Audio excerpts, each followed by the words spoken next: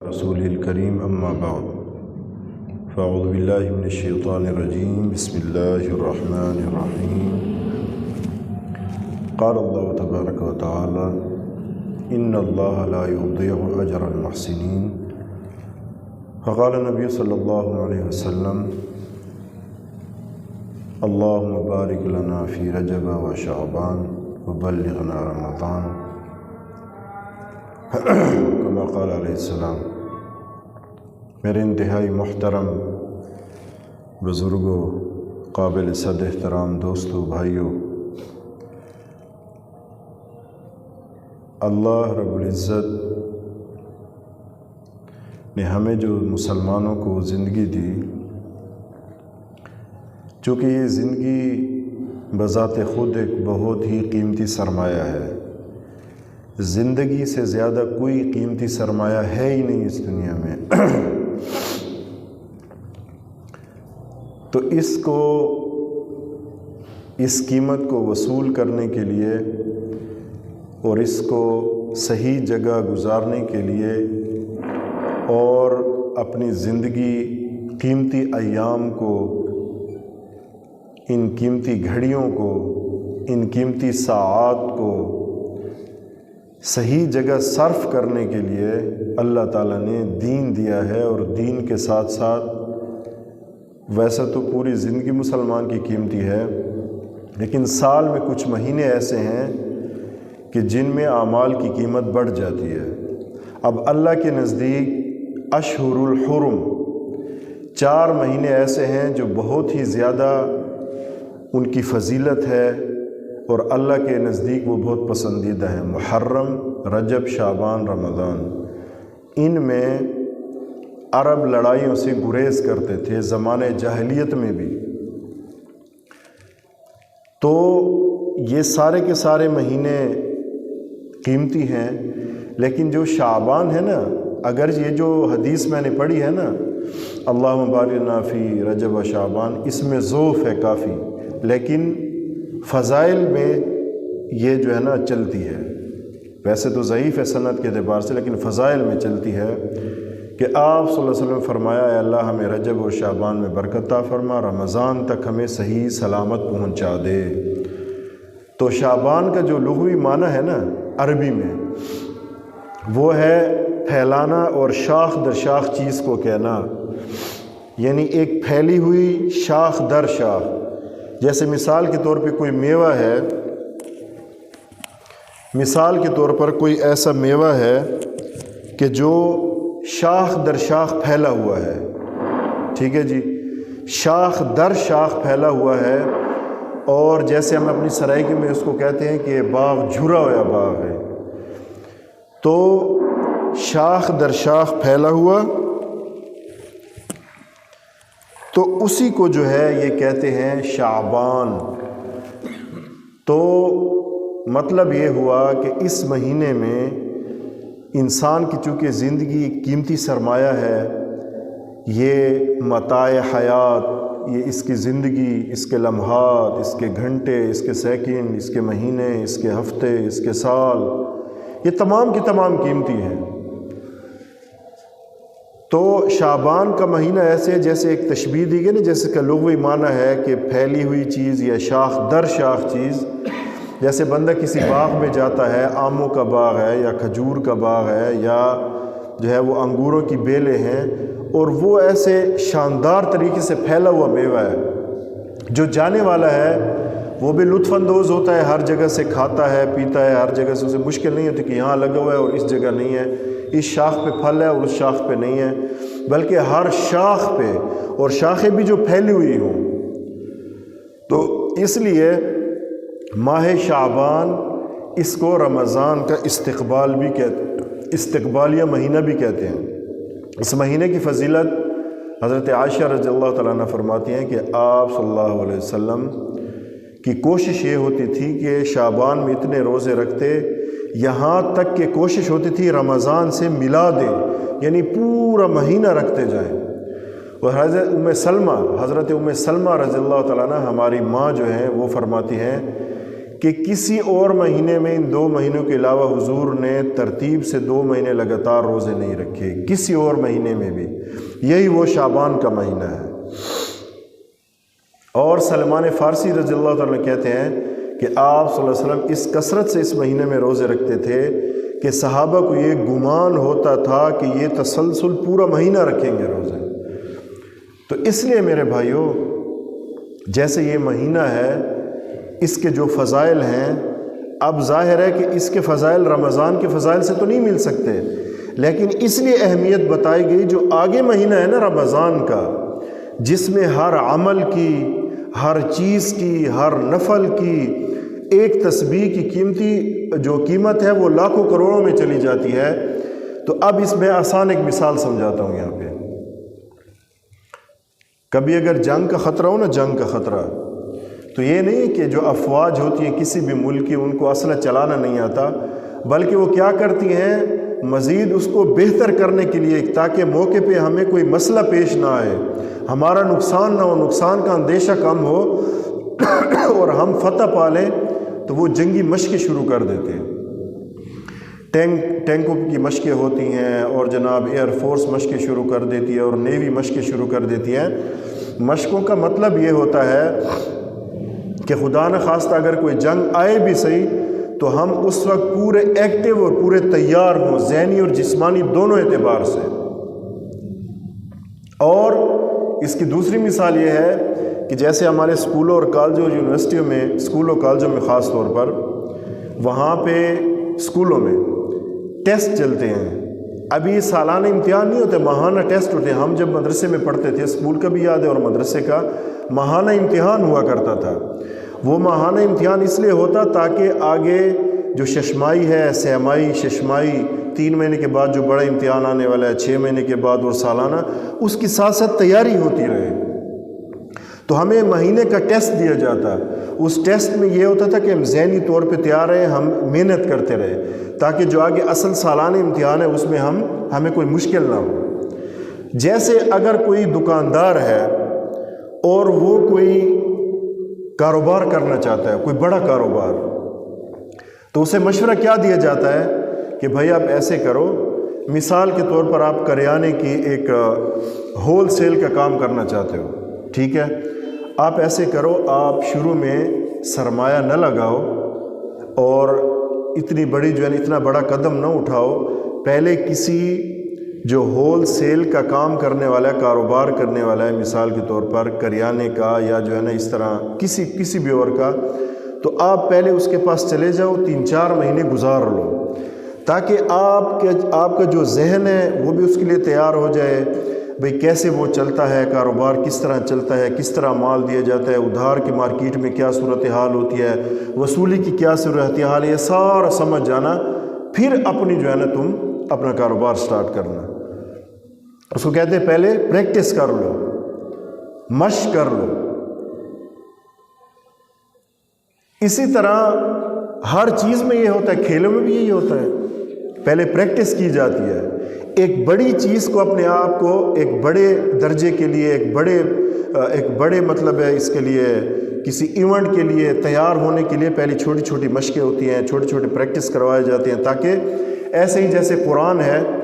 اگر کوئی بہت بڑی محفل ہے، محفل حسن قرات، تو اس میں یہ جو قراء حضرات ہوتے ہیں پہلے مہینوں مشق کرتے ہیں، اس کی تیاری کرتے ہیں، تاکہ جو بہت بڑی محفل آ رہی ہے اس میں میرے لیے آسانی ہو، وہاں مجھے شرمندگی نہ ہو، میری قرات اعلیٰ درجے کی ہو، تاکہ مجھے بھی ایک کوئی انعام مل جائے، اس میں میرا بھی نام آ جائے۔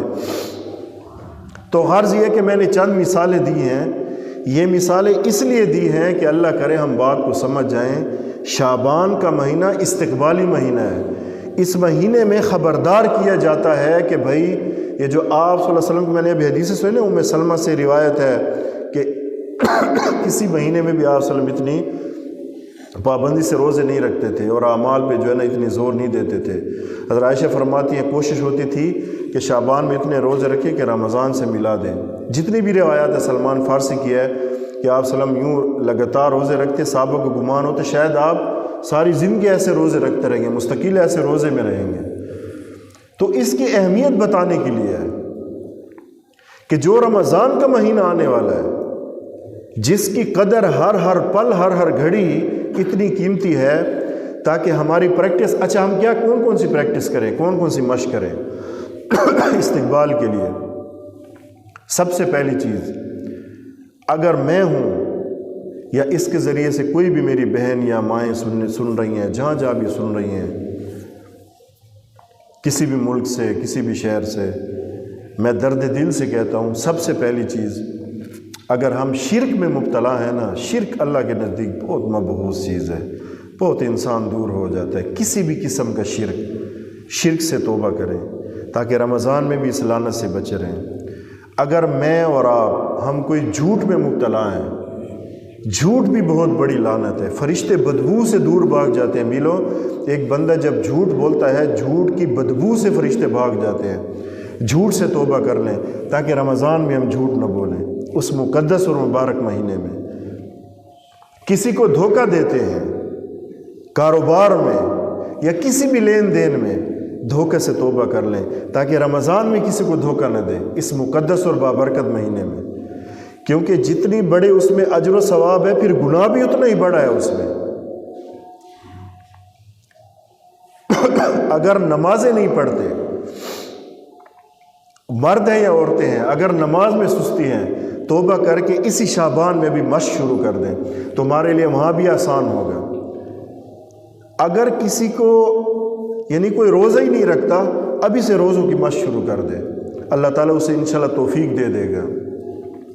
نوافل کی کثرت ابھی سے شروع کر دے، اس میں فرض کے برابر نفل ہو جاتے ہیں اور فرض 70 فرضوں کے برابر ہو جاتے ہیں۔ تو یہ شعبان استقبالی مہینہ ہے، اور میں نے عربی میں اس کا لغوی معنی بتایا نا کہ ایک پھیلی ہوئی چیز اور شاخ در شاخ، جیسے کوئی بندہ کسی باغ میں جاتا ہے تو ہر شاخ پہ پھل ہوتے ہیں تو آسانی سے کھاتا ہے، اور سیر ہو کے کھاتا ہے، پیٹ بھر کے کھاتا ہے۔ تو اس لیے میری گزارش ہے ان تمام سننے والوں سے، آپ سے بھی اور جو اس کے ذریعے سے سن رہے ہیں، کہ خدا را ہم جو جس چیز میں ہم مبتلا ہیں، اگر کوئی کسی زنا میں مبتلا ہے، شراب پینے میں مبتلا ہے، جھوٹ میں مبتلا ہے، غیبت میں مبتلا ہے، چغل خوری میں مبتلا ہے، شیطانیاں کرتا پھرتا ہے ہر ایک کی، تو ابھی سے توبہ کر لیں، ابھی سے یہ مشق شروع کر دیں۔ مشق کا مہینہ ہے یہ استقبال ہے اس عظیم الشان مہینے کا۔ میں نبی کریم صلی اللہ علیہ وسلم کی حدیثیں آپ کو سنا دی، مثالیں بھی دے دی، تو اس لیے میری یہ گزارش ہے کہ اگر ناپ تول میں کوئی کمی کر رہا ہے تو اللہ کے لیے وہ کمی چھوڑ دے تاکہ رمضان میں اس گناہ سے بچ جائے۔ جھوٹ بولتے ہیں، جھوٹ چھوڑ دے تاکہ رمضان میں جھوٹ سے بچ جائے، جھوٹ جیسے لعنتی گناہ سے۔ کوئی اگر ذخیرہ اندوز ہے تو اس سے توبہ کر لے۔ کوئی اگر قطع رحمی کرنے والا ہے، چھوٹی چھوٹی بات پر رشتہ داروں سے قطع رحمی کرنے والا، تو ابھی سے جو ہے نا جا کے ان کو منا لے تاکہ رمضان میں اس گناہ سے بچ جائے۔ نماز کی پابندی شروع کر دیں، تلاوت قرآن۔ اب یہ قرآن کا مہینہ ہے، رمضان اور قرآن کا بہت عجیب جوڑ ہے، یہ پھر آگے جب آئیں گے ساتھ ساتھ میں بتاتا رہوں گا انشاءاللہ جمعے کے بیانات میں۔ تو قرآن کی تلاوت شروع کر دیں، اس کی دل چاہے یا نہ چاہے اللہ کا نام لے کر قرآن شروع کر دیں۔ ذکر کی اپنی طبیعت بنائیں تاکہ رمضان میں ہمارے اوقات ضائع نہ ہو، وہاں بھی ہم قرآن کی تلاوت زیادہ سے زیادہ کریں، اللہ کا ذکر کریں، لیکن قرآن کی تلاوت سب سے زیادہ ہو۔ تو استقبالی مہینے اس کو کہتے ہیں۔ دوبارہ دہرا دیتا ہوں، جس میں کوئی جنگ کے خطرہ ہو، جنگی مشقیں ہوتی ہیں، ایئر فورس کی بھی ہوتی ہیں، وہ اپنے طیاروں کو چیک کرتے ہیں، اور مختلف قسم کے جو ہے نا وہ ان کو دیکھتے رہتے ہیں۔ یہاں نیچے بری فوج ہے، نیوی ہے، وہ جنگی مشق اس لیے ہوتی ہیں تاکہ اس وقت ہم تیار رہیں۔ اور اسکولوں کے ٹیسٹز ہوتے ہیں ہر مہینے کے، اس لیے ہوتے ہیں کہ بڑا امتحان ہے، اس میں ان کو مشکل نہ ہو، ذہنی طور پہ تیار ہیں، اور لکھائی ہر چیز کو اس میں وہ ہوتا ہے۔ تو یہ بھی اس طرح ایک اس میں ہم مشق ابھی سے شروع کر دیں تاکہ وہ جو قیمتی ترین ایام ہے، پورے سال میں رمضان جیسے مہینہ نہیں ہے۔ ویسے تو اللہ کے نزدیک 4 مہینے ہیں، محرم، رجب، شعبان، رمضان۔ ان میں کفار مکہ یہ اس دور میں بھی اپنی جو ہے یعنی جہالت کے دور میں بھی لڑائی نہیں کرتے تھے، کہتے ہیں اشہر الحرم ہے، تو یہ شعبان بھی اسی کا ایک مہینہ ہے۔ تو اس میں ابھی سے جب ہم مشق شروع کریں گے اور کوشش شروع کریں گے انشاءاللہ، تو اللہ تعالی ہمیں دیکھیں آیت میں نے پڑھی نا شروع میں، ان اللہ لا یضیع اجر المحسنین، اللہ تعالیٰ ہرگز نیکوکاروں کے اجر ضائع نہیں کرتا۔ آپ اس نیت سے شروع کر دیں کہ میں مشق کے طور پہ کر رہا ہوں، اللہ آپ کا کوئی عمل ضائع نہیں کرے گا، کوئی ایک دو رکعت نفل بھی ضائع نہیں کرے گا، ایک دفعہ سبحان اللہ بھی ضائع نہیں کرے گا، اور ایک قرآن کی آیت ایک حرف بھی ضائع نہیں کرے گا، سب آپ کا انشاءاللہ اجر میں اللہ تعالیٰ نیکوکاروں کے جو نیکی کی طرف جاتے ہیں ان کا اجر بالکل ضائع نہیں کرتے۔ تو یہ ابھی سے دیکھیں، پھر جب دیکھنے میں آتا ہے کہ رمضان جیسا مقدس، آپ سب گواہ ہیں، رمضان جیسا مقدس مہینہ آتا ہے تو اس میں جھوٹ بولا جاتا ہے کہ نہیں بولا جاتا؟ یہ اس وجہ سے ہوتا ہے نا، اہمیت نہیں ہے کہ یار شعبان میں جب بتایا گیا، حدیث میں اسی طرح متوجہ کیا گیا سب مسلمانوں کو کہ تم ابھی سے اپنی پریکٹس شروع کر دو، اپنی مشق شروع کر دو، تاکہ وہ مقدس مہینہ اچھی طرح گزرے، اس میں کوئی کمی نہ ہو، اس میں کوئی کوتاہی نہ ہو۔ تو جب اگر ہم اس میں بھی سستی کریں گے، پورا سال بھی سستی، پورا سال ایسے گزر گیا، 8-9 مہینے ایسے گزر گئے، 10 مہینے اس میں بھی سستی، اس میں سستی، تو سستی کا تو پھر کوئی علاج نہیں ہے۔ سست آدمی تو بہت سی خیروں سے محروم ہو جاتا ہے۔ تو اس لیے بار بار میری یہی گزارش ہے کہ جو شعبان کے فضائل ہیں وہ یہ ہیں، جیسے انسان کی زندگی قیمتی متاع ہے، قیمتی سرمایہ ہے، اس سے زیادہ قیمتی دنیا میں کوئی چیز بھی نہیں ہے، کیونکہ انسان کی جو زندگی یہ کبھی ختم ہونے والی نہیں ہے۔ انسان ماں کے پیٹ سے دنیا میں آیا، دنیا سے پھر وہ بچپن تھا، پھر لڑکپن تھا، پھر جوانی تھی، پھر ادھیڑ عمر، پھر بڑھاپا، پھر جب یہ چلا بھی جائے گا تو یہ ہمیشہ رہے گا۔ اللہ تعالیٰ قبروں سے سب کو اٹھائیں گے زندہ، یہ ہمیشہ رہے گا، پھر وہاں اس کا حساب ہوگا۔ اس لیے انسان کی زندگی قیمتی ہے، اس کے ایک ایک پل کا حساب ہوگا۔ فَمَن يَعْمَلْ مِثْقَالَ ذَرَّةٍ خَيْرًا يَرَهُ وَمَن يَعْمَلْ مِثْقَالَ ذَرَّةٍ شَرًّا يَرَهُ، ایک ایک چیز کا حساب ہوگا۔ اس کو یوں نہ گزارا جائے، یوں اس کو برباد نہ کیا جائے، اس کو ایسے ہی ضائع نہ کیا جائے۔ تو اس لیے میں ساتھ ساتھ بار بار دہرا رہا ہوں کہ خدا نہ خواستہ اگر کوئی زنا میں مبتلا ہے، کوئی شراب میں مبتلا ہے، کوئی نشے میں مبتلا ہے، کوئی جوئے میں مبتلا ہے، اور کوئی غیبت میں مبتلا ہے، چوری میں مبتلا ہے، 2 نمبری میں مبتلا ہے، ملاوٹ میں مبتلا ہے، جھوٹ بول کے کاروبار، جھوٹی قسمیں کھانا، جھوٹی گواہیاں دینا، تو ان سے ابھی سے توبہ اس لیے کر لیں کہ یہ مشق کا مہینہ ہے، یہ اس عظیم الشان استقبال کا مہینہ ہے۔ آپ دیکھیں کہ کبھی بھی کوئی بڑا ایونٹ شروع ہو رہا ہو، کوئی بڑا جلسہ ہو، تو مہینوں پہلے اس کی تیاری شروع کی جاتی ہے کہ یار ہم استقبال کریں گے، فلاں آ رہے ہیں، فلاں قائد آ رہے ہیں، فلاں مولانا آ رہے ہیں، فلاں صدر صاحب آ رہے ہیں۔ تو اس کا کیوں ان کے دل میں اہمیت ہوتی ہے، ان سب کو پتہ ہوتا ہے کہ ہمیں بھی اس میں سے حصہ ملے گا۔ جب وزیر اعظم صاحب خوش ہوں گے تو ہماری جیبیں بھی بھریں گی، ہمیں بھی واہ واہ ہوگی ہماری، فلاں خوش ہوگا تو ہمیں بہت کچھ ملے گا۔ تو مہینوں پہلے وہ اللہ کی رضا کے لیے نہیں کر رہے ہوتے، وہ اپنے فوائد کے لیے کرتے ہیں۔ یا اللہ کا رسول کہہ رہا ہے، صحابہ گواہی دے رہے ہیں کہ اس مہینے میں حضور بہت پابندی کرتے تھے اعمال کی، باقی ہم نے ان 2 رمضان اور شعبان کے علاوہ کسی میں اتنی پابندی کرتے ہوئے نہیں دیکھا۔ بات ختم ہو گئی۔ اب اس پر عقل کے گھوڑے دوڑانا یہ ہمارے لیے مناسب نہیں ہے، اس میں سے سوالات نکالنا ہمارے لیے مناسب نہیں ہے، کیونکہ کسی کو اگر کسی سے صحیح عشق و محبت ہو نا تو اس کی بات سر آنکھوں پہ قبول، وہ دل میں اتر جاتی ہے۔ تو اگر ہمیں اپنے نبی سے سچی محبت اور سچا پیار ہے تو پھر ہم من و عن ان کو قبول کر کے آج سے ہی شروع کر دیں کہ ابھی شروع ہے شعبان کا۔ تو اس لیے یہ جب ہم انشاءاللہ اس طرح ہم مشق شروع کریں گے، کوشش کریں گے، ان اللہ لا یضیع اجر المحسنین، اللہ تعالیٰ محسنین کی نیکوکاروں کے اجر کا بدلہ، ان کی جو جتنی بھی نیکیاں ہوتی ہیں اللہ ہرگز ان کو ضائع نہیں کرتے، اللہ ہر چیز کا پورا بدلہ دینے والا ہے۔ بات یہ ہے کہ اللہ کے خزانوں میں کوئی کمی تو ہے نہیں کہ اللہ کے خزانے کم پڑ جائیں گے، فلاں کو دیں گے، فلاں کو دیں گے، اتنی مخلوقات ہیں، اتنے مسلمان ہیں، اتنی بڑی امت ہے، تو اللہ کے خزانوں میں کوئی کمی نہیں ہوتی۔ تو اس لیے جب ہم اس طرح چلیں گے، اس کا استقبال کریں گے، اور اصل چیز یہ ہے کہ قدر کرنا، اس مہینے کی بھی قدر کرنا۔ کس وجہ سے قدر کرنا؟ کہ میرے نبی نے اس کی قدر کی، میرے نبی میں اس نے اہتمام کیا، صحابہ نے گواہیاں دی، ان کی حدیثیں، ان کی روایتیں ہم تک پہنچی ہیں، اس میں اتنا اہتمام کرتے کہ روزے رکھتے رکھتے رمضان تک پہنچانے ان کی کوشش ہوتی تھی، اور اتنے کثرت سے روزے رکھتے صحابہ سمجھتے تھے شاید ساری زندگی ایسے روزے رکھیں گے۔ تو ابھی سے اس کی مشقیں شروع کر دیں، نفل کے طور پہ روزے شروع کریں، جس کو اللہ نے ہمت دی تاکہ آگے جو ہے نا وہ آسانی ہو جائے، نفل شروع کر دیں، قرآن کی تلاوت اپنی عادت بنائے، عادت،